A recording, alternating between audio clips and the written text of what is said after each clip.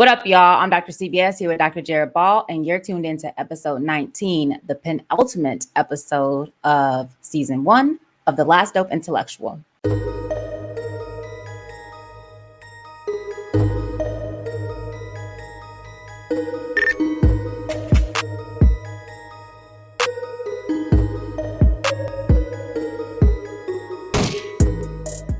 So, Jared, I want to shoot the shit about something, perhaps a little bit controversial today, but in the past several days on BPM, we've had different conversations about gender, sexuality, LGBTQ stuff, not least because it's Pride Month. And it seems that even among our BPM faithful, there just seems to be so much smoke for these conversations. Of course, it's not everybody, right?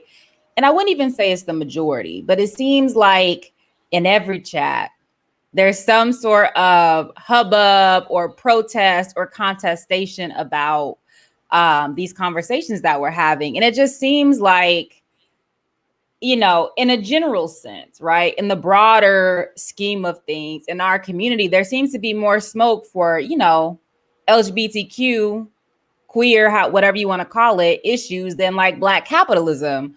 So, for example, we got people coming out, defending Kamala Harris and the bullshit she's pulling in Central America and Mexico. We got people beating the drum for Black capitalists. But when it comes to talking about, the structural realities, the material realities of the oppression and marginalization that, queer folks face in our community, I just don't understand like I guess I do understand because, these are the realities in the type of society we live. But it's been bothering me that there's so much pushback against these conversations. So am I tripping, or have you been noticing this as well? I don't think you're tripping at all. It's definitely there, and one of the reasons why I just keep coming back to the Hueys and those types, and staying focused. First of all, as Huey and others have said for a long time, I mean, the LGBTQ community is part of our community and part of our struggle, and has to be part of it and should be included. And it was, I'm oversimplifying his argument, but that was, for me, it's just as simple as that. But there's a lot going on. There's a longstanding struggle in not even just Black communities, but within Black radical and even organizational spaces. There's a longstanding struggle around these issues, and inclusivity and focus. And then there is so there is that. Then there is this sort of new, I hesitate to call it a resurgence, but a new push to put these communities' focus or these people's existences to the fore. Then there is, of course, the co-optive element of it, where even, BlackRock hedge fund is putting on the rainbow on its, and Google are like, and Raytheon is like bombs coming from LGBT, it's like, and the military is touting the first all LGBTQ, strike force helicopter, whatever it is, they're doing all of that. So all of these things are happening. And then there is, of course, as you have been noting throughout all of your work, this long-standing McCarthyism against Black radical, the traditions of Black radical radical Blackness, and Black involvement with communism, Marxism, etc.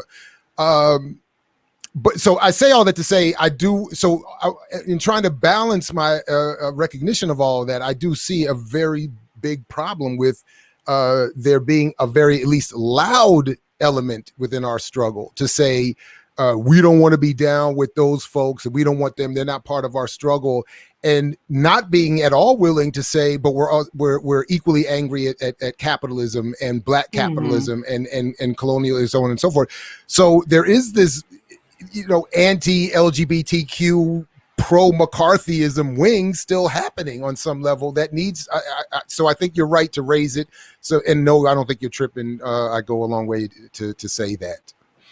And there's all sorts of rationalizations. It's like, well, so if we're thinking about LGBTQ on the one hand, right, and then capitalism on the other, it's like, okay,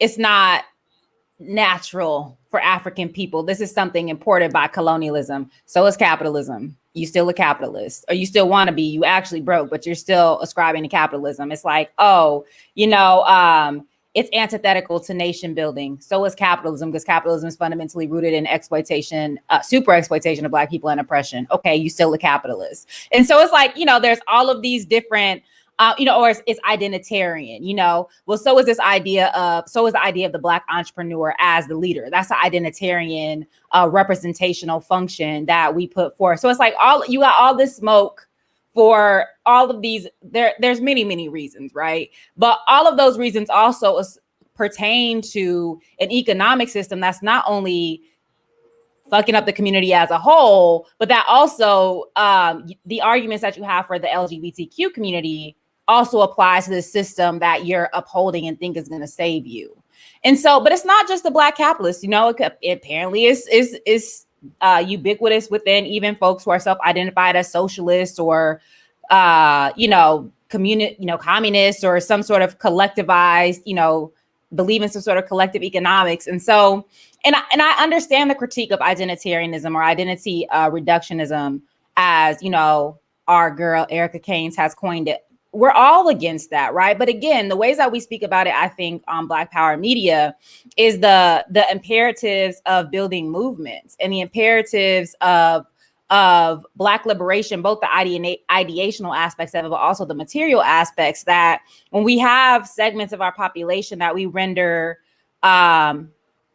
disposable or who are deserving of whatever oppression that obtains to them, or who are that we deem, rightfully marginalized, that means that our conception of even things like justice or, human flourishing are like truncated, And so I just think you don't have to agree with what people do or how they self-identify, but your discomfort or your disagreement does not rationalize or legitimate exclusion, and I don't see what's so difficult about that. Like, for example, I don't like people who smoke, or it's not. Yeah, I don't. I think it's disgusting. I think smoking cigarettes is disgusting. Yeah, thank you for specifying cigarettes. Yeah, yeah. Well, I think people who smoke, or it's not even the people. I think the act of smoking cigarettes is very, very disgusting. I still think that people who smoke deserve access to health care. Even though one might argue they're choosing to smoke and knowing the risks, I still think they deserve health care. I still think that they deserve their smoke breaks as a sort, because they're workers. All those types of things. Like, just because I don't like the shit, and it actually makes me more than uncomfortable. Like, I have allergy to cigarette smoke, so it actually is even more than that. But still, like, I don't think that smokers are disposable or should be pushed out of society because they do some shit I don't like. And this is not to trivialize, the LGBTQ community, because obviously the structural violence that accrues around that community is not the same as smokers or, whatever. But it's just, it's just an example that I just, in a sense, I'm being very inarticulate, I feel, about it, but I have been very bothered by it because it was on a Lukman Nation live that they did. It was in the BPM chat when Dr. Layla Brown and I spoke to Dr. Sean Crawley. And I think it's been, anytime it comes up in any of our discussions, it's always 2 or 3 or 4 people who got something to say, right? Through all of these various various types of arguments, whether it's going back to, Asian Africa, through to, the nationalist argument, or through to the false, identitarian reduction argument. So I don't know. I'm tired. No, I hear you. I just think, on one hand, one oversimplification for me is that a lot of the arguments on all sides are disingenuous, and a lot of the people who are condemning, as we've already noted, LGBTQ and others, are not doing it for any in any sincere, I want to investigate and help humanity and build our movement. They have a whole lot of other sets of issues.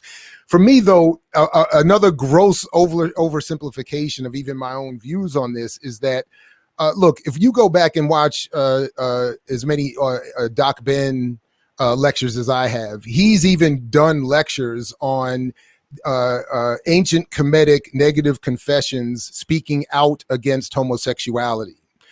Whatever you may think of his reading of that or the existence of that, my point is it points to the fact that even then, long before any outside colonialism, African people had been engaging in homosexuality, and there, even to the point where those in leadership at that time felt a need to condemn it. Another point that so in terms of it being an import with whiteness and Asians and whoever else has come into Africa, I think is historically disproven. Another reason that I think it's important to bring this up is that another oversimplification of my own understanding of human history is that for a good portion, if not a majority of human history, it was not even understood that men had anything to do with the procreative process, which is one of the reasons why the Kemetic dung beetle is representative of self-generation. And my point in that is that I think a lot of our tendencies or discussions or predilections in terms of sexuality is socially constructed one way or another. Some of it is involved with patterns of genetic baselines, but a lot of what we do with that is a social construction. So I tend to think that if it wasn't even known that men had anything to do with the procreative process, and it had to be at some point condemned in pre-colonial Africa, homosexuality, I tend to think that a lot of what people ended up doing has a lot more to do with whatever they felt like was comfortable in that moment for themselves. And then only over time, with the imposition of hierarchies and other mythologies and religions, did this preference, or even just the recognition that it took both genders to procreate, and even out of a sense of survival, maybe there was a bias imposed on heterosexuality at one point that has been just institutionalized to the point of aggressive hostility and backwardness. So I just think I'll just wrap by just saying, because I'm rambling.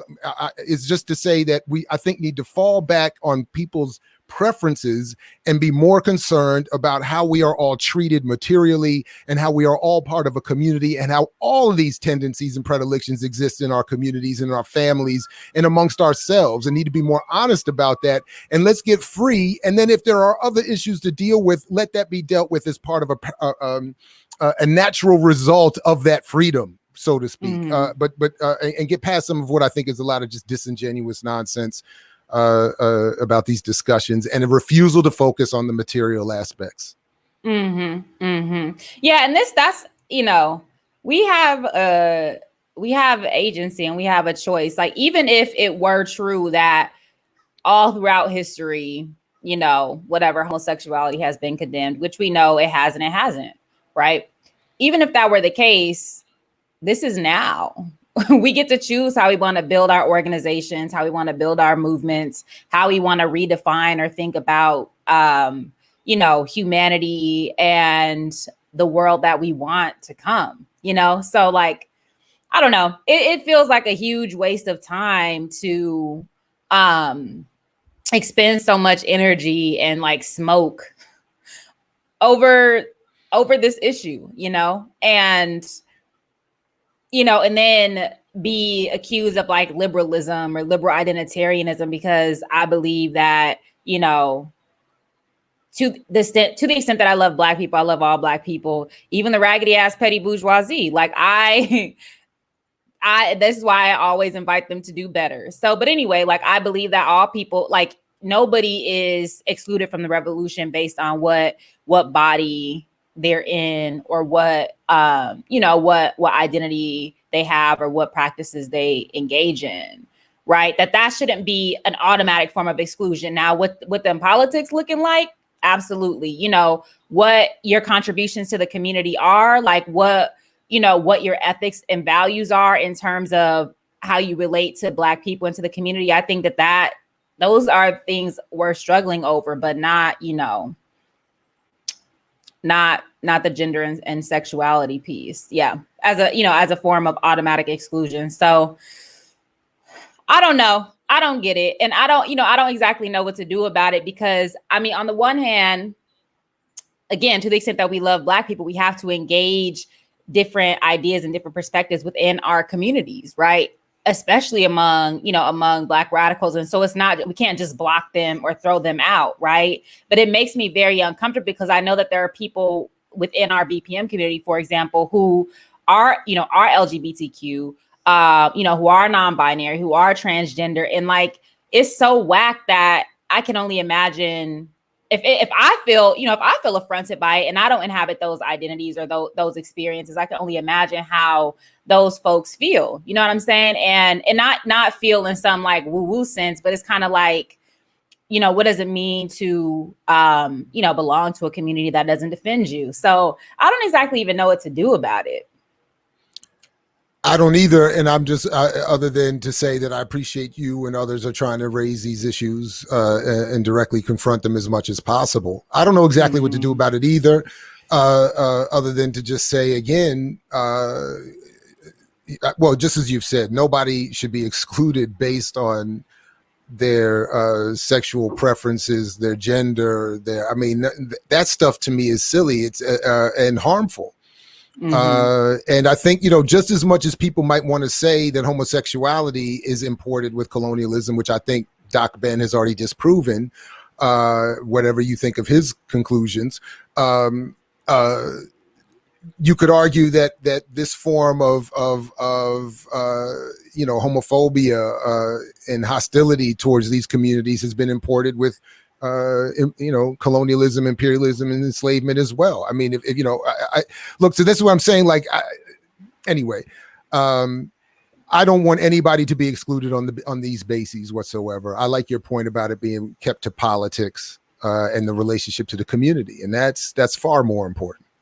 And that being said, the other side to that is like, this does not mean that we invite in like the Caitlyn Jenners of the world, right? And this is why the politics is so important, right? Because the people who are, again, just be whatever body you're in doesn't make you objectively revolutionary. And so you can be LGBTQ or trans or non-binary or whatever, and still have some fucked up, antagonistic, antithetical politics. And so it's like, if we got smoke with you on that score, fine, but not on your gender or sexuality.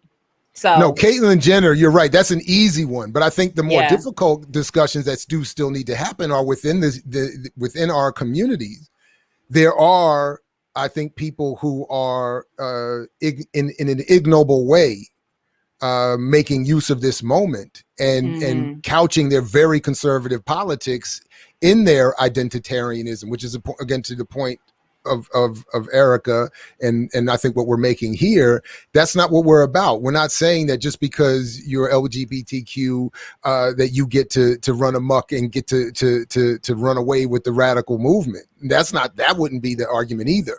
But at the same time, but again, the point is the politics, not the sexuality and gender and so forth. So that again, that's why I'm saying I started by saying it's just a focus on the politics, and then it's not to discount the specific concerns that these communities have, but it's to say that that's not why you would exclude somebody from a revolution. In fact, they're part of the community we're trying to get free. So, I mean, I don't know what the hell anybody's really trying to do unless they're not serious about winning. Yeah, and as many folks have pointed out when the fuckery arises, is that it's not just that they should be included, it's that they've been here. They've been struggling, they've been leading, they've been doing everything else every other group has been doing. Like sometimes it's been, often it's been under duress, and sometimes it's been concealed because of these very politics, but they've been part of the community. This isn't nothing new. Like this isn't like some post 1960 phenomenon. They've been here, period. Like if we look from, Polly Marshall and many other folks, I'm not gonna lift up Bayard Rustin. I don't give a fuck what y'all think, y'all. No, because you're proving your own point. You're staying consistent and principled. Yeah. So, but Polly Marshall. Go Polly Marshall. So anyway, so I just, part of just what I'm thinking about and is how to hold these things together, like how to impress that we all deserve liberation and that we all need to struggle for it together, but also to not completely, what's the word when you cast, banish, to not completely banish Exile. the people who do have like homophobic or transphobic ideas. Cause I'm also against, that like these, so it's hard, right? Cause I think that I don't believe anybody is disposable just because of what they think. Well, I think that if we can work through it, that's one thing. But I don't know. So again, I'm very ambivalent about how to contend with this. Especially we have control of our BPM community to a certain degree. But it's sort of like what do we, especially when people are, because there can be principled objectives, not just the straight up, troglodytes. Like, what does it mean to even engage, to engage the people that not only with whom we disagree, but that we feel are disrupting what we're trying to do. So, yeah, I don't know. That's a tough one because again, to that point, I'll just personalize it. I have been told and been corrected at times for having certain biases or my own preferences be seen as inappropriate in these discussions and even in descriptions of people I've saw once at least as my comrades. Mm-hmm. So I recognize that I'm still caught up in a lot of these issues and struggles myself, and would want room to be corrected and challenged and criticized, given where I think my politics in relationship to the community are. So I understand your point. There needs to be at least some lane in which there can be some discussion before we get to the part where we're exiling and banishing each other. And I'm not sure. I guess I would just say I'm not sure at this moment we found that the parameters of that lane yet.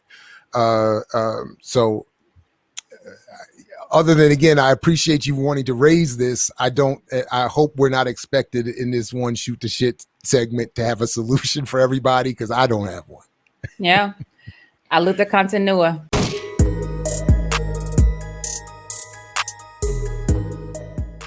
All right, y'all. I'm very much looking forward to this interview conversation with, again, one of my good friends, my great comrades, Dr. Anwar Uhuru. They are an assistant professor of African diaspora literature at Monmouth University.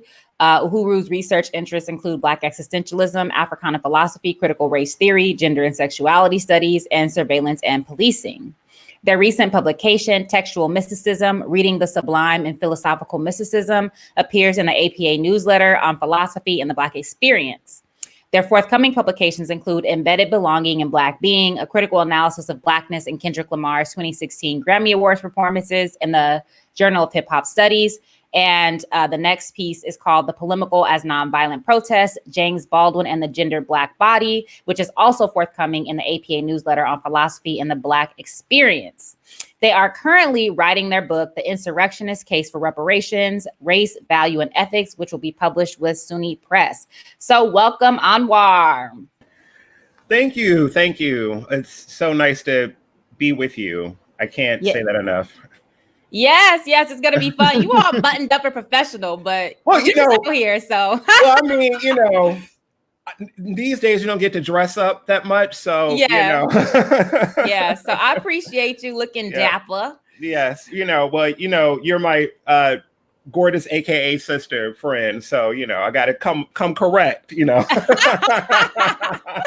Okay, so let's get into it. All right. Mm-hmm. So I just want to start off talking about your work. So what are some of the structuring themes of your research, and how do they interrogate issues of race, gender, sexuality, and spirituality? So that's a great question, and I'm asked this a few times. The thing I notice most about my research are two words that constantly come up as kind of my focal point, which is erasure and dispossession. Mm. And when it comes to those other markers of identifiers or difference, I notice erasure and dispossession always comes up, whether it's gender, sexuality, race, or spirituality. So that's the way in which I ground myself, because I'm so interdisciplinary. I need kind of a dangling carrot in front of the cart, if you will. Mm-hmm. I got you. Yes. So those are interesting themes. One aspect of your work deals with what philosopher Tommy Curry calls anti-black misandry. Mm-hmm. And he has gotten a lot of smoke for this concept, right? Because for some reason, we readily accept the idea of misogynoir, right? That Black women experience a particular type of oppression and exploitation. But we don't take anti-Black misandry as a thing because of patriarchy, because of sexism, and because of this idea that because Black men are men, they're objectively only capable of oppression, right? But racist misandry pushes back on this. So can you explain a little bit more about what that is, how it's reproduced, and why this is one of the animating concerns of your work?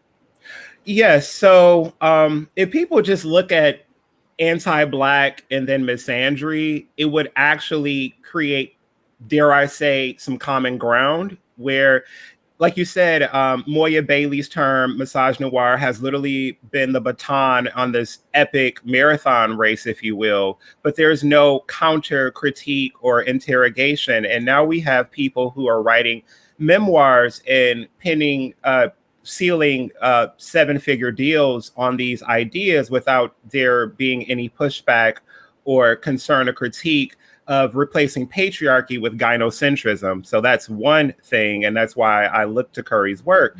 And Curry is basically expounding on Sylvia Wynter's genre idea, because she had issues with gender and the feminist movement starting in the 70s, 80s, and then when third wave or third world feminism came about with women of color, she was like, no, we're not white women, we are Black women, and so we are a type, therefore we're a genre. And then Curry's work, he was realizing for centuries that Black men, or those who are assigned male at birth, are being erased, dispossessed, and painted as the proverbial boogeyman. And so he said there is a anti-Black male or misandry of Black men. And so as one who looks at intersectionality, dare I say, I was really concerned with how Black males and men of color, or those who are assigned male at birth, are being erased and dispossessed in non-heterosexual or queer discourse. And so his work really was a bit of a breath of fresh air, but it also challenged me to really look at the ways in which I was covertly contributing to anti-Black misandry, and how a lot of scholars are, and hence that grappling with and unlearning certain methodologies and ideologies has been really a point of contestation. And the irony is those who have issues with his work really don't have a valid argument to have a disagreement. I mean, I don't believe or follow every single thing he says, but his arguments are pretty much solid. So that's why I use his work to frame my own work. Yes. So can you say a little bit more about how you might see like anti-Black misandry operating in like queer theory, or some of the frameworks that you utilize but then need to complicate?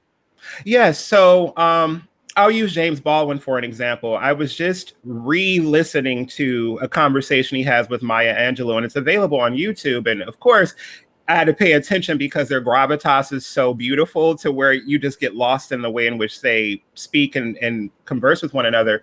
But James Baldwin's writings, be his essays or his fiction or his plays, etc., he was really grappling with what it meant to be a man post-World War II, in terms of being poor, working class from Harlem. His father worked and was a minister. His mother, he had siblings, and just what does it mean to be a Black man in America? But in his case and many others, what does it mean to be a Black man who loves other men?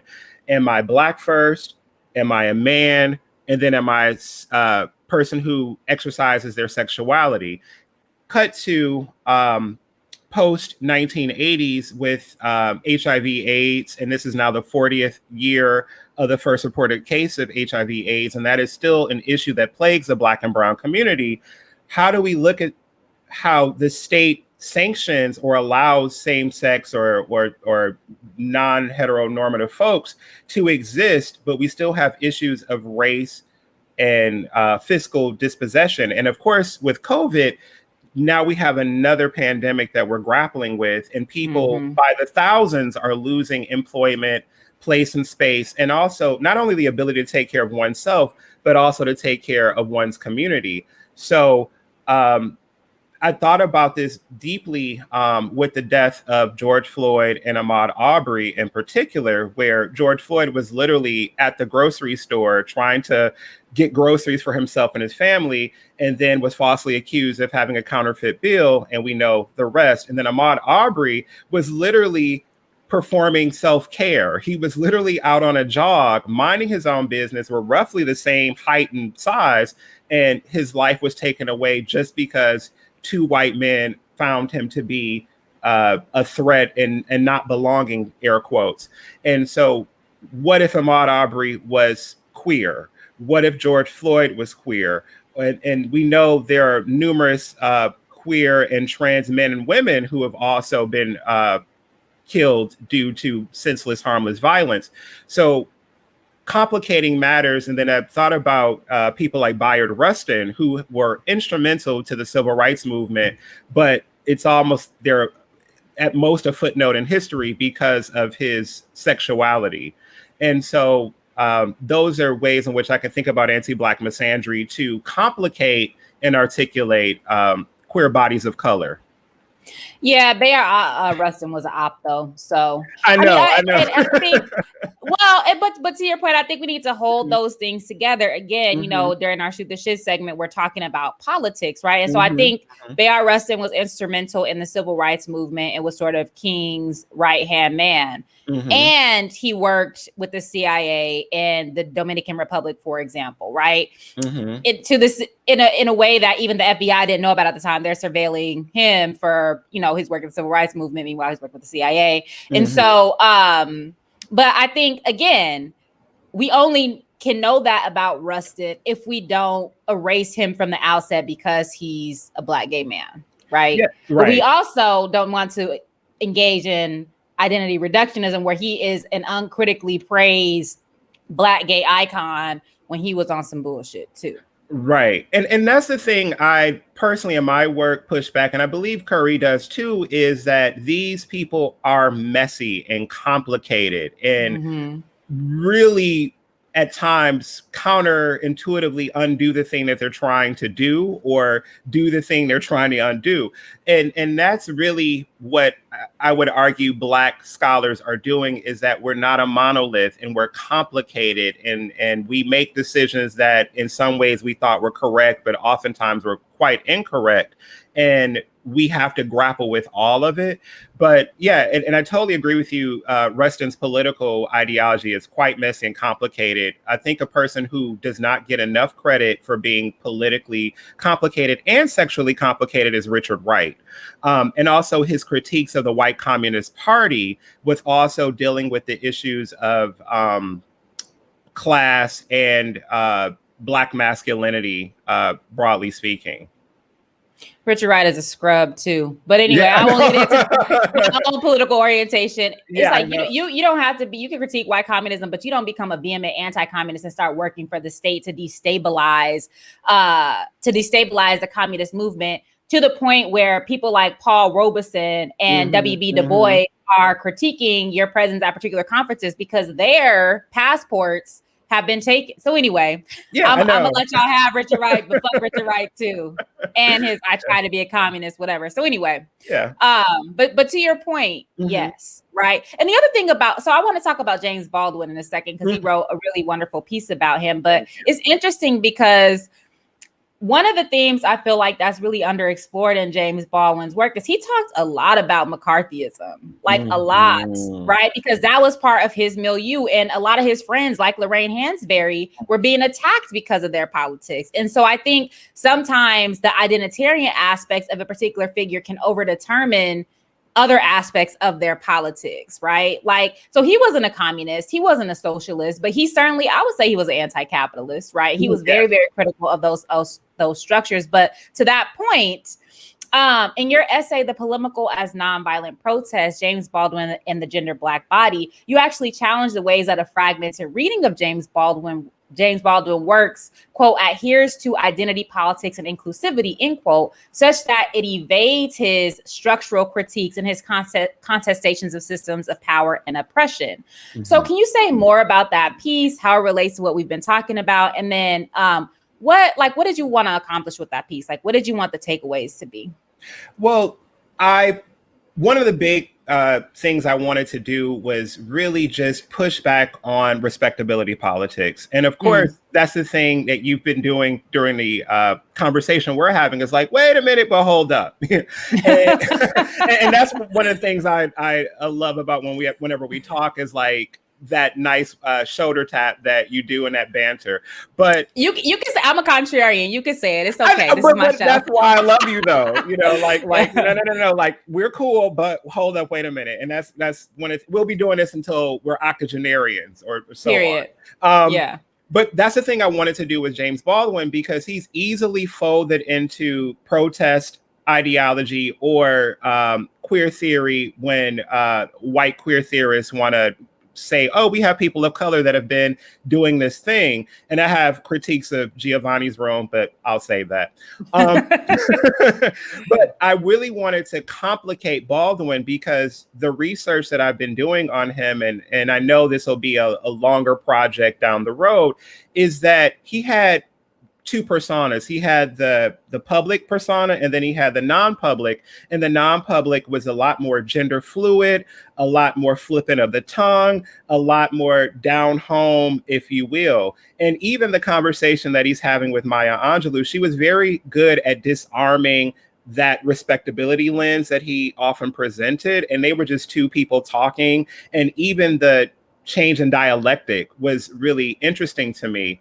And of course, I wanted to push harder on Raoul Peck's I Am Not Your Negro documentary, where he had to be very careful as to how he presented Baldwin, because Baldwin's estate is very protective of the image that we know of Baldwin. And it's very hard to really push against the protest image or the race man that we know of Baldwin and how he's often quoted. So I say a lot to say I really wanted to complicate Baldwin's contribution to Black intellectual thought, but I also want to complicate how we think of Black intellectual thought as being multifaceted and complicated. Because it's very easy to, Black playwright, Lorraine Hansberry. But what about her political ideology? And she was roommates with Claudia Jones, right? Mm-hmm. Yeah. And so, and also just her being CIA and FBI listed as like a disruptor, air quotes. And the same thing I wanted to do with Baldwin. And of course, just his time overseas and why he goes overseas, which is not obviously articulated in an article because it'd be 20,000 words or so. But right. I wanted to start the conversation of like this man is way more complicated and interesting than we give him credit for. Yes. Yeah, it's interesting because it's like there's like a Baldwin renaissance right now. You know, Eddie Glaude just came out with his book. I think Imani Perry came out with a little republication of one of his pieces. So I think that attests to your point that there's so much in Baldwin that, you know, that can be engaged and interrogated, and he's not reducible to just race or sexuality or gender or a protest person or whatever. There's like a lot more to him. So it is Pride Month. And it is also, you know, Juneteenth. And so yes. I feel like, and it's, you know, I bring this up because race and gender and sexuality are things that animate your work. And so, so what, in your perspective, is the relationship between like queer liberation, Black liberation, Black queer liberation, and spirituality and mysticism, right? Because you've written about mysticism as well. So what do you think? Yeah, so I've been calling June Black Freedom Month because as a Black American whose legacy and history is tied to this land for a few centuries now, I say I don't just jump to June 28th, Stonewall riots, where that has been extremely whitewashed. And we know that Black and brown folk were the ones who started this movement because they were protesting police violence. That's the origins of the Stonewall riot in 20 seconds or less, but it's often portrayed as white people who were upset because they couldn't be who they are. And even when you go to the village and right across the street from Stonewall Inn, there are statues, but they are white people. There are no people of color. And even when you go inside the Stonewall, there's no Black people or brown people around. If they are, they're clearing a table. They're not actually there to patronize the space, if you will. So I say June 1st, I think of Tulsa, day 2 of the Tulsa Massacre, and then jump to June 19th, where Juneteenth, which is the marker of our true emancipation. And then, of course, by the end of the month, I'm like, oh, yes, then this happened. But I think of June as the emancipation month, no matter who you are. And of course, we have allies who may not be of the LGBTQ plus experience, but they know and love folks who are of that experience. And to be Black in America is to be queer. So it doesn't matter who you love or how you identify as. Against the dominant white narrative, you are other, you are other than. So that's how I see Pride Month. And also, it's a very capitalist month now, too, because the amount of endorsements from like Smirnoff and Trojan and even Keurig machines have rainbows on them now, right? And all of this rainbow paraphernalia that is coming out, which is just forcing folks to spend more money. And of course, airlines have little blurbs now, and whether you're watching entertainment digitally or on cable or whatever, there's these little blurbs now. And even pharmaceutical companies are co-opting the argument because of certain medications for people who are either HIV positive or trying to stay HIV negative. There's medications that are not only targeting LGBTQ plus folks, but also women of color. So there are all of these mechanisms that are just exploiting the work that is on the backs of queer people of color who are often Black and brown. So I don't personally look to Pride Month as like, whoop-de-doo, I get to be seen. I look at it as like, oh, damn, more work to be done. Yeah. Yeah. And one more thing, I reside in New Jersey. And so the state is throwing so much money on professional development workshops at the K through 12 level to make, air quotes, children a little bit more inclusive and their teachers more inclusive. But now they're throwing hundreds of thousands of dollars at it. But the thing that they're not focusing on is race. They're focusing on LGBTQ stuff, lowercase, but there's no discourse on race. So I pushed back and I said, what about Black and brown people? you know, and or people of immigrant variant status, right? Like what's going on here? So they're throwing 6, almost 7-figure numbers at this. And as of now, it's a 3-year contract in the state of New Jersey to make inclusive curricula and professional development. So then does any of this relate to like your work and ideas about spirituality or sort of not, the not material? Yeah. So one thing that I've been participating in and getting more educated and just exposed to is there's this queer Buddhist movement that has been going on for decades, but it's really taking momentum. And that's one aspect of spirituality that I'm interested in ways in which not all Black folks are Christian and or non-denominational, but there are Black folks who practice other spiritual forms that are not of the Abrahamic tradition. But there are also a ton of Black folks who are atheist or agnostic who really push back on the sense of spirituality tied to a religion or a deity, so to speak.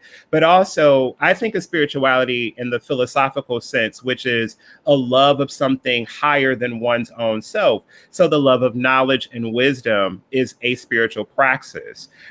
So when I think of spirituality and mysticism, I think of the ability to transcend one's material conditions and go to a place of bliss, no matter how short or long that ability to do so. So if I'm tarrying over research, that is a moment of mystical contemplation or experiential moments.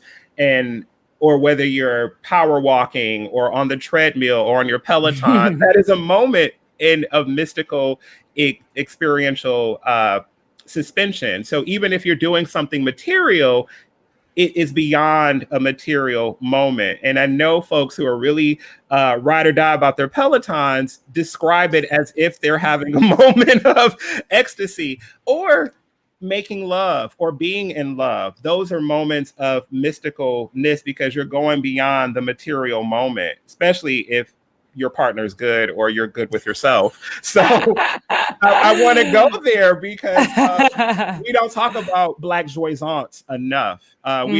So I dare push back and say that those things are a mystical moment. Or if you grew up in a Black tradition, being in the kitchen with an elder and picking peas and greens and shooting the shit is a moment of mystical experience. And of course, depending on our loved ones, whether they're here in the physical or the spiritual plane, you have those moments to suspend moments of despair. So that's how I look at mystical moments.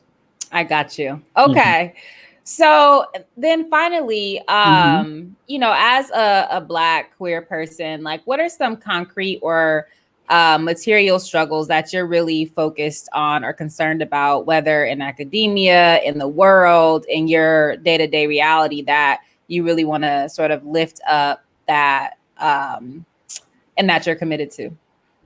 Yeah, well, that's a great question. And that's the thing I've been talking to my chosen family with is one, as a Black person in academia, just really telling the truth about my class and privilege, and coming from my own background. Sometimes I'm like, what? But then I realized during COVID, I was able to work from home and take as many breaks as I wanted and stay home and be safe for the most part. But also thinking about the amount of Black folks who are leaving academia by the droves and finding other forms of employment. So those are conversations, or just the ways in which Black folks, whether they're professors or admin, are used to be the cleanup folks. Especially Black women are often seen as the maternal figure and also the policer. So those are things in terms of a praxis level that I can do just in my station, air quotes.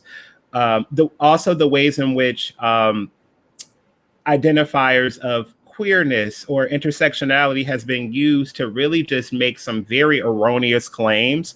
So those are things that really make my eyes roll, or the assumption that I'm on a bandwagon because of my identity. Are things that really just make me want to thump people on the forehead.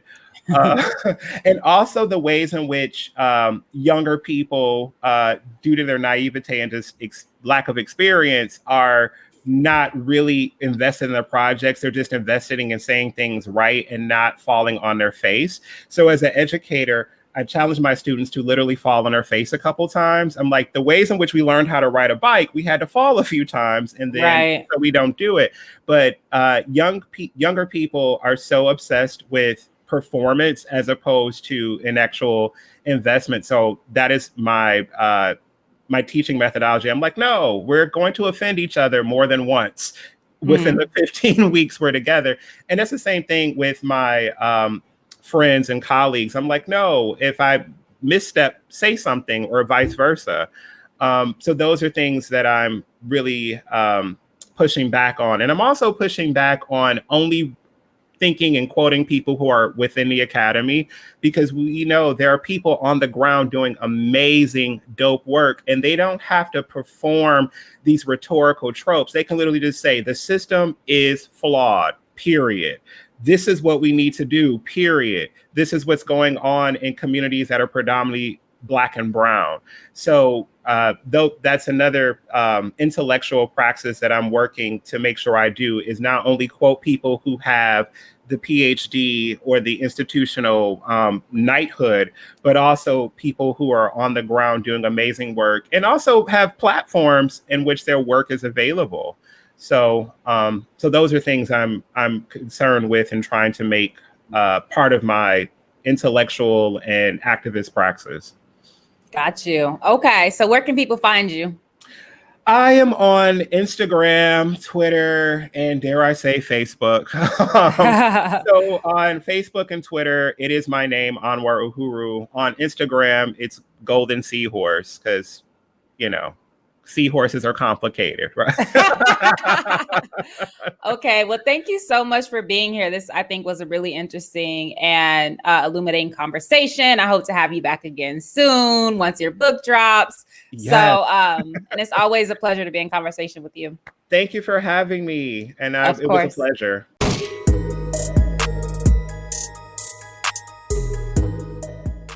All right, y'all. So we are bringing back Discourse and Dat Course. And today we are going to be talking about the 1921 Tulsa Race Massacre and the dominant narrative about Tulsa versus a more radical, critical perspective on what happened, right? And so what does it mean to bring class and intraracial, what I call Schadenfreude, right? Or intraracial class dynamics into the discussion about Tulsa. So first, we'll present the discourse. And just, y'all, what is the reigning understanding or ideology of Tulsa? Just quickly, for those who don't know. Oklahoma had 45 Black towns and municipalities. It was capital of Black self-determination. Black people came for the same reason as whites, for new possibility. Pause. They saw. Just pause right there. Black people did not come to Tulsa, Oklahoma for the same reason as white people. The Great Migration during World War I and shortly after was a result of many things: economic failure in the Deep South due to the boll weevil and due to crop failures, but also lynching and white terrorism. I don't know no white people that left the South because of lynching. So it's just a quick commercial corporate pop trope way of building a collective narrative, because what they'll do is they'll say he'll make the general point of they were both coming to improve their conditions. Now, so without comparing the origins, it's just a slick way. All right, so the discourse about Tulsa, right, is that it is basically this beacon on a hill. It is a place of prosperity and possibility, and that it is to be lauded and remembered as a model of what could be done if we stick together, buy Black, patronize Black businesses, let the Black dollar circulate 5 times within our communities. And that the travesty of the Tulsa Massacre, right, by extension, is that the ways it undermined Black wealth building, essentially, as a means of uplifting the race, right? And that this attack on the best and the brightest of the race is what the true travesty is of Tulsa. So that's my reading of the discourse. What do y'all think? I mean, agreed. I don't think there's much to add in terms of the dominant discourse about what happened in Tulsa. But I do think that this, we're going to talk about this more, but that a part of what needs to really be done is sort of unpacking that, right? Like, why do we continue to buy into these logics that say that people have to be extraordinary in the face of, very dire conditions in order to have deserved a humane way of being or existing, right? Negro prestidigitation. Oh man, this video is horrific on so many different levels. I mean, it's a mess.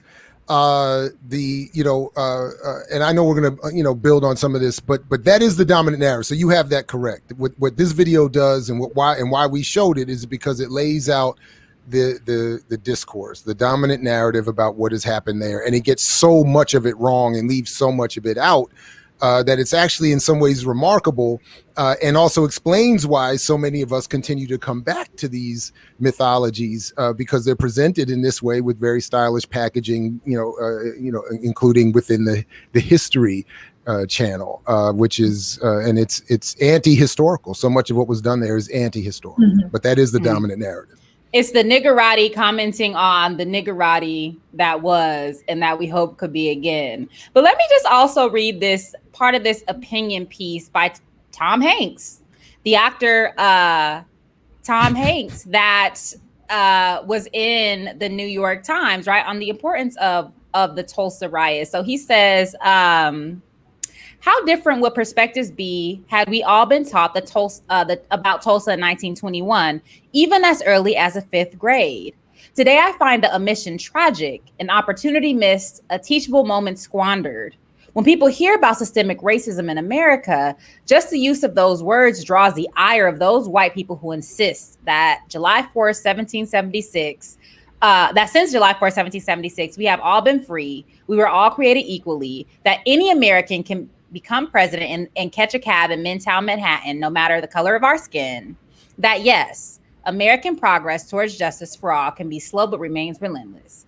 Tell that to the century-old survivors of Tulsa and their offspring, and teach the truth to white descendants of those mobs of those in the mob that destroyed Black Wall Street. So he goes on to say, should our schools now teach the truth about Tulsa? Yes. And they should also stop the battle to whitewash curriculums to avoid discomfort for students. America's history is messy, but knowing that makes us a wiser and stronger people. 1921 is the truth, a portal to our shared paradoxical history.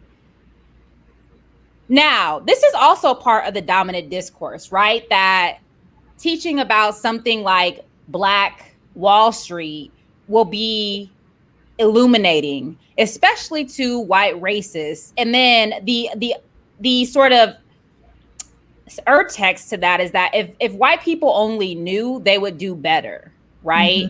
And also that, we're better for simply knowing about the contradictions and the messy, our shared messy history. And that shared is really a obfuscation, right? Because yes, it happened and both Black and white people were there, but that shared history of terror is not one that's shared by white people. It's one that's meted out by white folks. And so it's just, to me, that's like a classical liberal narration of why Tulsa is important, right? And why we need to know about it, because with more education and more knowledge, we'll do better.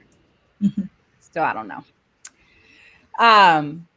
No, that's it. Yeah, not for the DAT course. Okay. So again, when we do discourse in that course is the interpretation of some phenomena that is subsumed, obscured, erased, or just simply not popular. So we are going to push back on this dominant discourse of Tulsa, because as radical Blacks, this is what our obligation is. So let's go. So what are the issues with the discourse? Where do we begin? Go, Jared. Go, Jared. You look good. Oh man, I mean, so just from that clip alone, there's even with the language, check how they said in that video, it was the professionals and the skilled that moved to ultimately the Greenwood section of Tulsa, as if it would have been insufficient to simply say, certainly an internally colonized, formerly enslaved, blah, blah, blah. But just a poor group of people moved. You can't just say they were poor looking for work. They had to have been skilled and professional, so that the failure that could be ascribed solely to white vigilante violence would be accepted as part of the story and eventually the dominant mythology. As we're going to talk about, the class divisions within the Black community are wildly ignored. This idea that everybody there was doing well because ultimately a handful of Black business owners existed is nonsense. They mention it without drawing enough of the actual important relationship between the white oil money that surrounded Greenwood and actually was the font of the money that drifted downwards into these Black businesses. They leave that out as if that is somehow irrelevant or secondary or immaterial. The circulating dollar, good Lord have mercy. Please, everybody.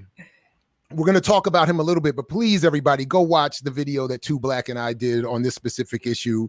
We really did. After that video, I really don't. We've done the work. Please, this is one of the most nonsensical, never existed measurements, variables in economic discussions that has been promoted specifically to us in a very violent way. So that the idea that it would be brought up again with authority is just really, again, why so many of us remain confused. So, and then lastly for me, and I'll just leave it here for now at least, is that the biggest part that is left out of all of these discussions is that were it not for the white vigilante violence, the project would have and eventually did collapse under state capital, the normal machinations of state capitalism on its own. So people leave out the fact that after 21 and when the community was destroyed, they rebuilt it.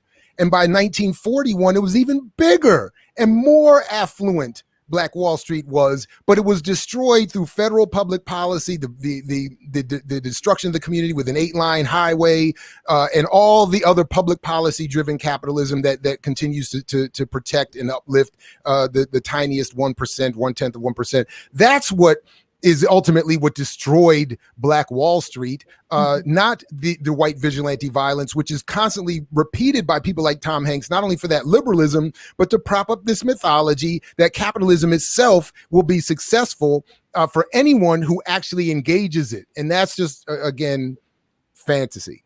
Mm-hmm, and that's actually the point that I think we never spend enough time on, right? Because they mention it again, as Jared said, there are certain things that they mention in passing but don't pay enough attention to, right? And so you already called attention to it, Sharice. Even the reason why Black people were coming to Tulsa in the first place, right, is what they were attempting to escape. But even this notion that the reason why we patronized one another was about keeping the dollar in the community, right? We patronized one another because we had no other choice. Right. We patronize one another because people didn't want to serve us decent food and good health care and teach us in ways that were affirming and important. Right.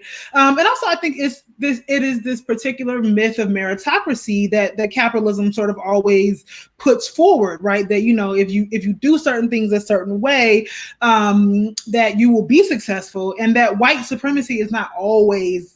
That white supremacist capitalism is not always undermining that which could have been, right?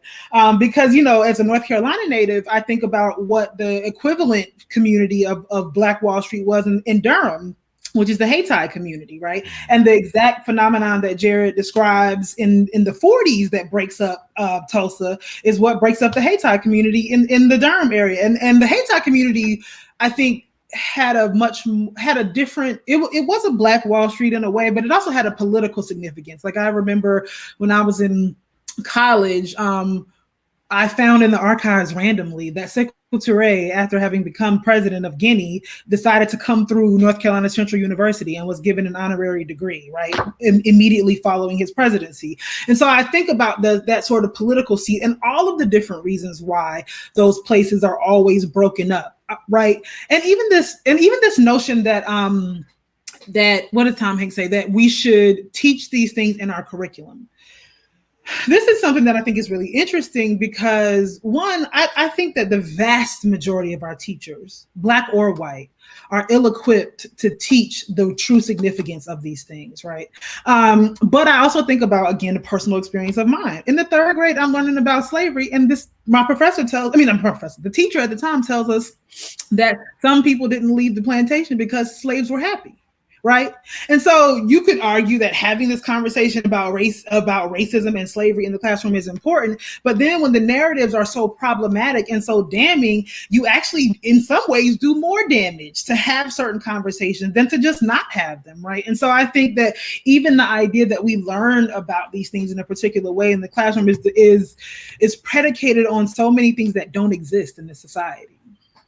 Well, there's a number of things. So I think that in the video, they did mention that that the reason for the flourishing of Greenwood was because of segregation. Mm-hmm. But I also this is a small point, but want to push back against this idea that we only cooperate when we have to, or because there was no other option. Because that's also the overarching idea that they had no other choice. And so they did it for themselves, which is a structural reality. But it also, like, there are also moments when we work together when there are relatively integrated options, right? Because, Black solidarity is not just a function of no other option. So I just wanted to push back on that. And the other thing too is that what we do need to talk about is a super exploitation that emanates from the realities of Black business ownership in the context of a white supremacist capitalist society. And so it's much more expensive to run a business. Insurance is more expensive. The land is more expensive. And the workers are paid less or paid nothing because these are sole proprietorships or small entrepreneurial firms where your family's working and they're not making anything. And so right, wrong, or indifferent, that's super exploitation, period. And so we don't necessarily talk about how this buy Black thing actually, and also these businesses are not subsidized by the government. And so it's just more expensive. It's more onerous, which makes it more onerous for Black workers. That's super exploitation. The final thing I'll say about this, that idea of Black Wall Street, is that we need to stop calling it that because the government ain't bailing them out. The government bails out Wall Street. Wall Street, what makes Wall Street is imperialism. Black people ain't imperialists. We might have imperialist sensibilities, but nobody in Greenwood going and getting resources or starting or funding transnational corporations, none of that, right? And so this idea of Black Wall Street, it also obfuscates the function of Wall Street as an imperialist, violently expropriative reality. So why would we even want to name our shit after that? So it not only obfuscates the dynamics of what's happening in Greenwood, but it also obfuscates the dynamics of what Wall Street actually is and makes it seem like it's this objective good. So absolutely, all of those things. And if I could just add, they called his brother Gurley, I believe. They referred him also recently in one of the articles we looked at as the Black Bezos. It's to that same point. That's not what we should be trying to emulate and build up. And to your point, as we talked about on a recent remix, the bailout from 2008 has been misreported and was more than $29 trillion. So you talking about bailing out Wall Street? That's a really good point. If they're to be bailed out, that's a huge, debt owed. So I want to just read something from a piece by Robin Kelly that he did in Truth Out, where he also criticizes, he in the DAT course with us, he criticizes the dominant narrative. He said, but in telling the story about Greenwood, we focused solely on Black Wall Street, which made up just a few blocks of the 35 to 40 square blocks of Greenwood the mobs destroyed. All we really hear about are doctors and lawyers and entrepreneurs, Black-owned theaters, and the luxurious Stratford Hotel, when in fact the vast majority of Black Tulsans beaten, killed, and displaced were working people. Contrary to the myth of universal prosperity, most Black Tulsans were not getting rich. Most Black men were laborers, more than 1/3 employed as porters, janitors, gardeners, chauffeurs, etc. And 93% of employed Black women cleaned, cooked, and cared for children in white households. So there's a gender dynamic to this. That's my commentary. Anyway, now everyone rendered homeless owned their homes. Many were in fact, or not everyone rendered homeless owned their homes. Many were in fact renters or boarders living in private homes. And many Black working class families did manage to purchase property and construct ramshackle houses out of leftover wood from old barns or packing crates. No matter what you might have seen on Watchmen, in 1921, only 6 blocks of Olive Greenwood were paved, and most Black working class houses had outhouses, no underground sewage lines. But in the discourse surrounding the massacre, it seems like the fate of those few blocks in and around Black Wall Street is all that matters. So, and then there's also a piece by Two Black on Hood Communist called From Black Wall Street to Black Capitalism, where he also points out some of these contradictions. So he makes a similar point to Kelly. So he writes, although Black Wall Street certainly brought pride to the Black residents of Greenwood, that pride failed to translate to a prosperous economic status for most. A report by the American Association of Social Workers on the living conditions of Black folks in Tulsa at the time stated, quote, 95% of the Negro residents in the Black Belt lived in poorly constructed frame houses without conveniences and on streets which were unpaved, on which the drainage was all surface, end quote. Furthermore, most Greenwood residents were not only living in substandard housing, but were employed outside of Black Wall Street, according to the Oklahoma Commission study on the Tulsa race riot. And then he quotes from there, making the similar points as Robin Kelly. But he said, truthfully, as the report makes clear, Tulsa and Black Wall Street were both consequences of de jure segregation. Segregation operated as a public policy purposely made to suppress Black wages for the benefit of white capital, while simultaneously limiting where those suppressed wages could be spent, inadvertently creating a monopoly for a petty Black professional class. Put differently, it was the super exploitation of poor Black labor, which I mentioned, that facilitate both the function of Tulsa as a whole and the Black Wall Street district. Neither could have existed without the presence of poor Black people, yet their presence is rarely acknowledged in the revisionist plot. The suffering of the Black poor typically only matters when it can be used to bolster the class position of the Black elite, the appointed political, cultural, and social representatives, and a moneyed class of Black people, and reinforce the state. Period. So what is the point of all this? Why are we always throwing wet blankets on the Black linear progress narrative? And I think it's important because, like, as Robin Kelly pointed out, Two Black pointed out, and Dr. Brown, Dr. Ball, and myself has pointed out, is that there's always a counter narrative. There's always, and that counter narrative is important because the elite preferences of the niggerati do not represent the lived realities of Black people, right? And so when the History Channel gathers together the Black intelligentsia to tell this particular story, they're telling the story that they care about, right? They're telling a story that represents their reality, not only their realities, but also their hopes and dreams of what ought to be, which is to say that the majority of Black people are left out. And I think that this is problematic, and we constantly need to push back against this, especially because the three of us are technically part of this class, right? We're technically part of this. These are our colleagues. These are our peers. And we have it. The least we can do is offer a corrective to their bullshit, because they're the ones who are obviously getting tapped to reproduce a type of Black American exceptionalism that is rooted in the erasure of Black working and oppressed, and poor people. It also matters because those narratives dominate what we think is possible, right?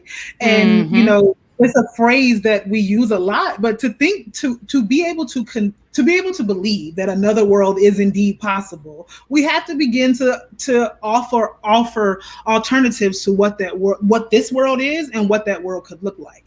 And so, beyond the sort of wet blanket stance, which is going to come up in my segment, even about the institution of marriage, is that we have to think differently about the ways that we relate to one another and what's even possible, right? Because if the only way that we can conceive of success or stability or a particular kind of future if it only looks a particular way within the confines of capitalism, and capitalism being a system or a structure that by its very definition cannot be, the benefits of which cannot extend to all, then we are dooming ourselves to this state of being in perpetuity. Mm-hmm. Look, like Bob Marley said, if you are a big tree, we are a small axe. And if you're going to try to set fire to our freedom dreams, then we're going to be a wet blanket. Mm-hmm. Period. And to paraphrase a parable, right? The axe handle is not one of us. Simply, if we're trees, the axe handle is not one of us simply because it's made of wood. So we got to call out the axe handles parading as fucking trees.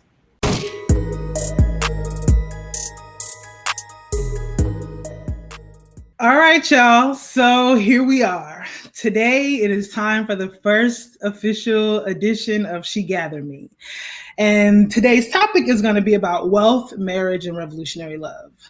So first, I want to say maybe a little bit about why I came to this topic, and also just about my process, which I think many of you all already know about.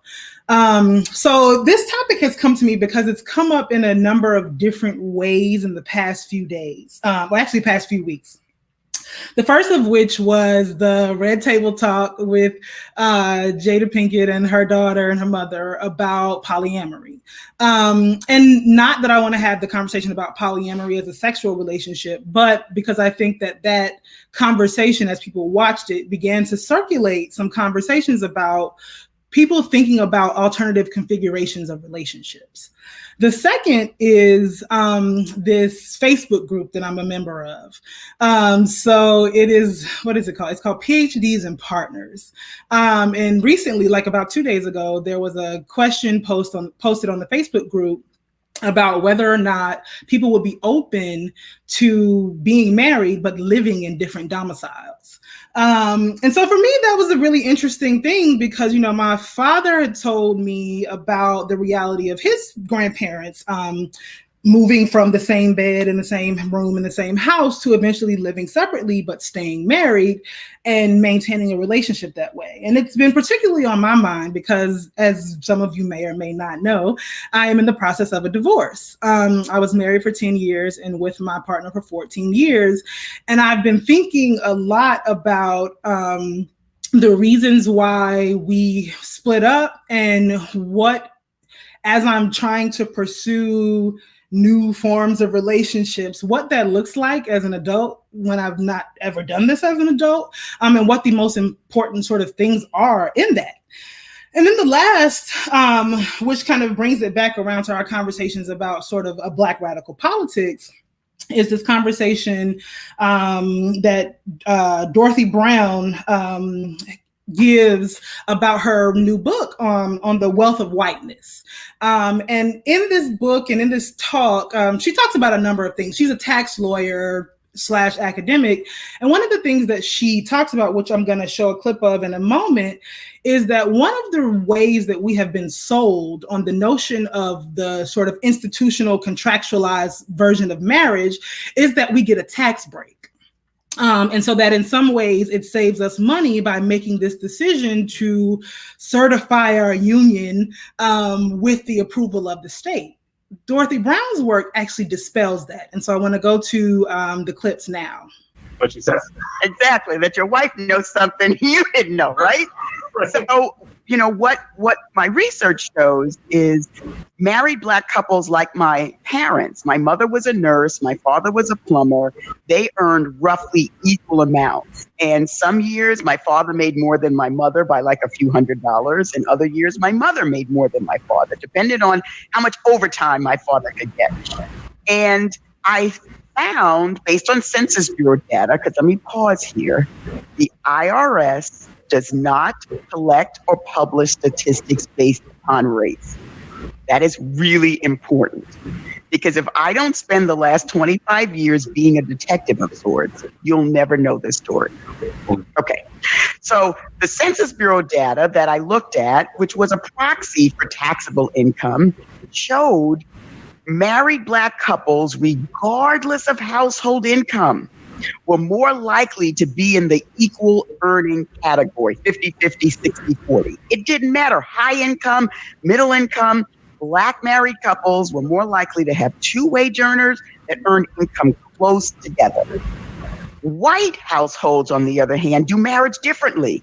They tend to have a single wage earner spouse, and the other spouse stays and works at home.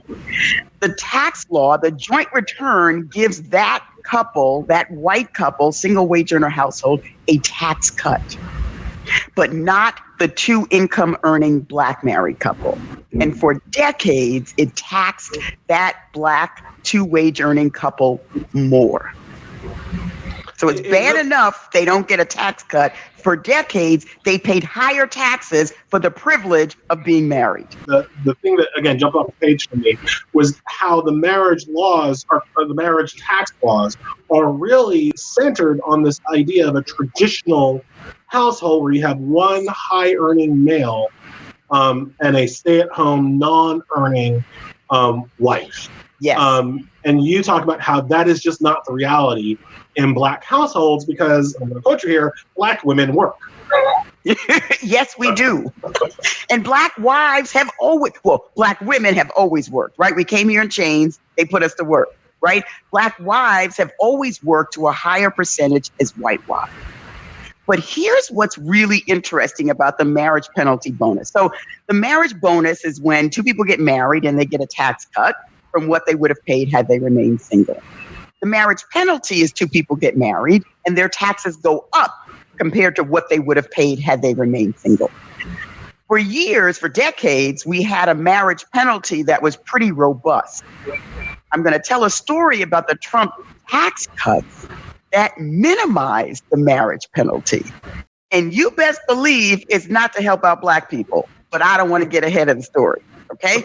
So what we have is when the joint return came into being, at least 80% of white Americans were destined to get a bonus, a tax cut when they got married because they were in the Leave It to Beaver household. At that time, Black couples were not in the same position because Black wives always contribute significantly more to household income. They were working and contributing more to household income. So for decades, we had Black couples paying higher taxes. So I started looking at this based on the 1990 census. And I found a category of white households in the 60,000 to 90,000 that were more likely to pay a penalty than get a bonus. So I thought, this is interesting. You want to watch this. Over time, the percentage of white married couples in the penalty category grew. So in 2016, the Treasury put out a report that said 51% of all married couples got a bonus. They, of course, didn't do anything by race, but I'm going to tell you, that's mainly white people, right? 40% of all married couples were paying a penalty. That's a lot of Black people, but that's also white people. And the 9%, their taxes didn't change. Well, the Trump tax cuts eliminated the marriage penalty for everybody but anyone eligible for the earned income tax credit and anyone in like a 600,000 or higher household. He didn't do that because Black people were paying it. He did it because people who worked for him and people in Congress are now in a category where both spouses are working and contributing a significant amount and paying a penalty. And there's no legislative history in the Trump tax cuts as to why the marriage penalty is temporarily fixed. And my argument is, it's to help white people because we got it the worst, but they were getting dragged in over time. So I think there are a lot of things to unpack in this clip, but one of the reasons why I think it's appropriate to have to think about what Professor Brown reveals to us in this is not about, for me, I'm not invested in the tax law. What I'm actually invested in is the ways that the work that she has done continues to affirm the ways that, one, this society was not built for us to thrive, and that we have to imagine alternative ways of being in order to do so, right? And so, I'll go back to the Facebook group that I mentioned, because I think initially I might have been one of the only women in the group who said that I would be open to considering living apart, right? And the rationale that a lot of people gave was that, living in one household made sense financially, but also there were other very sort of moralistic arguments about this, right? That people who lived apart were more inclined to cheat on one another, right? Had to have some sort of narcissistic personality disorder to not want to live in the same home as their spouse or their partner. And we can have another conversation at another point in time about the sort of religious dogma that informs those sort of moralistic readings. But what's really interesting to me is the ways that we've bought in so much to these ways of being social and particular kinds of sociality that are really, I think, in a lot of ways foreign to us, right? So one of the points that Dorothy Brown makes is that that most women, will make is that Black women have always worked, right? And that the nature of Black marriages or Black relationships in general tend to be more egalitarian, if only for the fact that we tend to earn similarly, right? We don't, in general, tend to have one partner or a male partner in particular that makes so much more money than their partner, so much so that they are able to make all the decisions in the relationship, right? And this was my reality. My parents made very similar to the same income, right? And I should also say that even this conversation about deconstructing our notions of marriage doesn't actually come from a place of bitterness or anger, even because I'm going through the process of divorce, but it really is a way of me sort of thinking about and making sense of what are the best ways to be as we move forward, because my parents were together for over 40 years when my mother passed away, and my grandparents were together for over 60 years when my grandmother passed away. And so one of the things that I think will bring it back around to this conversation about love. So, I mentioned last time that I have been reading this book, The Communism of Love. And, traditionally when people ask, like, is there a book that changed your life? I don't typically have an answer to that, because so many of the things that I have learned later on in life through reading through books, I was really exposed to in my sort of general upbringing. And so really what reading has done for me is give me more context and more information about some of the values and principles and ideas that my parents tried to instill in me as a young person. But I would have to say from this point forward that this book will be one of those books for me, The Communism of Love, an inquiry into the poverty of exchange value. And so one of the things I want to think about is the ways that that Gil Menopolsky talks about love. And so he's quoting Hart and Degree here, and he says that the modern concept of love is almost exclusively limited to the bourgeois couple and the claustrophobic confines of the nuclear family. Love has become a strictly private affair. We need a more generous and more unrestrained conception of love. This doesn't mean you can't love your spouse or your mother or your child. It only means that your love is not in there, that love serves as the basis for our political projects in common and the construction of a new society. Without this love, we are nothing. And he goes on to talk about, there's a whole chapter where he talks about love being beyond this sort of sexualized, love being beyond sex, right? And this sort of fetishization of the body, right? But he says bodies matter, and so do bodily pleasures that we pursue in the private spaces of our lives. However, the fetishization of a mainly monogamous, heterosexual, and religious model of sexual togetherness invariably miniaturizes love to make it fit within a narrow strand of human relationality. Love works against the privatization and commodification of life and relationships. And in that way, it expresses a certain communism. Tendencies to convert every aspect of life into a saleable commodity fit for exchange are tendencies in tension with love. As discussed in Chapter 3, this is one of the most significant facts that has made communist intention to love so anomalous. Inattention to love so anomalous. That inattention can be explained, but the explanations are no excuse. Even those hostile to communist ideas, if they have experienced love, have some sense of communist relations. Even anti-communists would be offended if their friends or lovers or parents or children demanded payment to remain their friends or lovers or parents or children. Money organizes life and governs us, but it is not a totality. The communists who have best understood the communism of love have been women. This has nothing to do with any essentialist claim about cisgender women, but rather is a feature of the long historical socialization of women towards care for others, right? And that care is in the form of unpaid labor, right?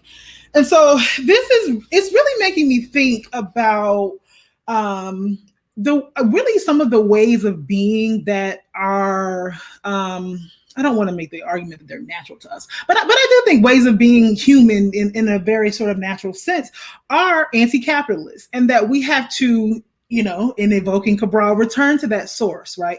We have to think about our ways of being that give our lives value without the process of monetization, right? And that I think a part of that is about disabusing ourselves of the notion that being married within this sort of legal contractual agreement means that that our relationship to a person and that we ourselves are somehow above a particular way of being, that we are morally superior, right? And I think that this is also a conversation for another day, but I think that also applies to the way we do family in general.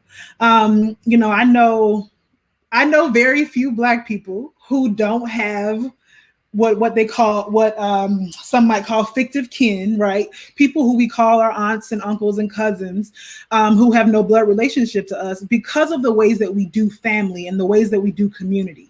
And I think this is even a follow-up of the conversation that CBS and I had with Ashawn Crawley in thinking about the sort of queerness of relationality, right? And I think that within sort of queer configurations of relationships, there are a lot more possibilities for ways of being and relating to each other than I think in a number of the sort of heterosexual, heteronormative configurations of family, right? And so one of the things that I think I want us to think about is what it means to continue to engage in a politics and an ethic of care and love in relationship to both our romantic partners, in relationship to our romantic partners, in a relationship to our friends, in a relationship to our family. I had to laugh because I just thought about a couple of weeks ago, as I was reading this, I was talking to CBS about potentially, I was like, oh, we should just get married, right? And again, not in a sexual romantic way, but I had said that I was like, okay, well, we can live in the same place, we can have the tax break. We could, if we were decided that we were to ever have children, we could care for one another's children. And that this really, even for me, right, is a process of dispelling this myth and this way of being. And so what I really hope to keep doing with this segment is to think through these things, right? Like I don't have, necessarily predetermined conclusions to the conversations that I want to have with you all. But I think that these are things that we can think about together. We can think with each other about the alternative world that's possible. So thanks for tuning in. See y'all next time.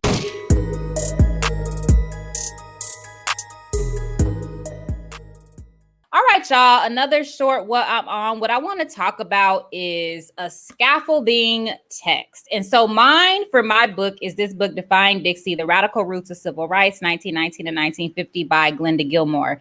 It is thick. This is not a small text, but what I mean by scaffolding text, or what I use, I always have a scaffolding text. So a particular text that gives an overview or that has engaged a similar topic as to what I'm talking about. And I use it for several reasons. So for Black Scared, Red Scared, this book is particularly important because it's looking at the era that I'm looking at. And so it gives me sort of, markers for important events I want to mention, but maybe engage from a different angle. It also gives me a sense of what's left out. So there might be something that I'm talking about that's not mentioned in the text.